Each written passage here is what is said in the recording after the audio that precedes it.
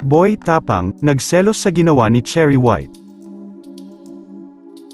Tila kakasimula pa lang ay may pinagselosan na agad si Boy Tapang. Ano nga bang ginawa ni Cherry White para magselos ng ganito ang bago niyang kasintahan? Nagkausap na sina Asian Pacboy at Cherry White matapos ang paghihiwalay ng kanilang tandem kamakailan. Sa video na ibinahagi sa social media ni Cherry White, nakapag-usap ang dalawa, at formal na inanunsyo ang pag-sign off ng tambalan nila. Hindi nila napigil ang maiyak nang maalala ang kanilang naging relasyon na anila tumagal din, at kung paano sila nagtulungan lalo na pagdating sa pagba-vlog. Ganun na rin kung paano nila asikasuhin ang isa't isa.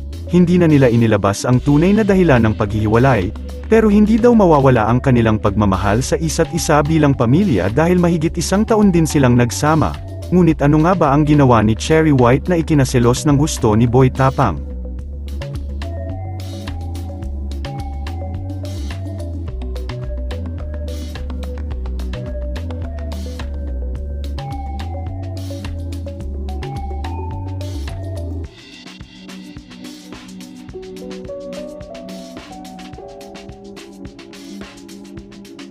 Usap-usapan nga ngayon sa social media ang usapan ni Kin MTV at ni Boy Tapang. Caption nga ni Kin, Boy Tapang nagseselos sa closure ni Cherry and Pacboy.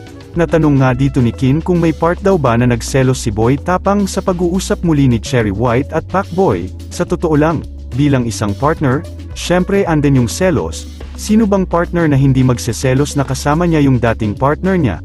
Nakita ko pa yung closure nila. Dagdag pa nga ni Boy Tapang, ayon pa nga kay Boy Tapang ay kahit sinong lalaki ay magseselos kapag nakita na magkasama sila ng kanyang dating partner para sa paglilinaw sa usaping closure.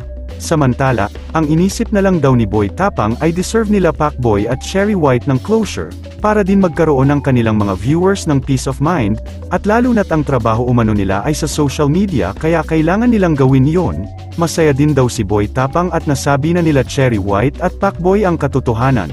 At para hindi na rin daw umano siya sabihan na mang-aagaw ng jowa, nagbigay nga rin ng message si Boy Tapang kay Pacboy. Aniya, patunayan natin sa mga babae kung ano tayong mga lalaki, iparamdam natin sa kanila habang nandyan pa sila, alagaan natin sila, itrato natin sila ng maayos. Ayon pa nga kay Boy Tapang ay balang araw makakatagpo rin daw si Pacboy ng babae na mamahalin siya ng totoo. As a man, ang masasabi ko lang, laban lang, huwag kang mawala ng pag-asa. Marami pang babae sa mundo. Kagaya nga ng sinabi mo na wag nating pangunahan ang panahon. Samantala, sa bandang huli nga ng nasabing video na ito ay sinabi nga ni Kian na masaya si Cherry White ngayon. At ngayon na lang niya ulit naranasan maging masaya, dahil sa presensya ni Boy Tapang.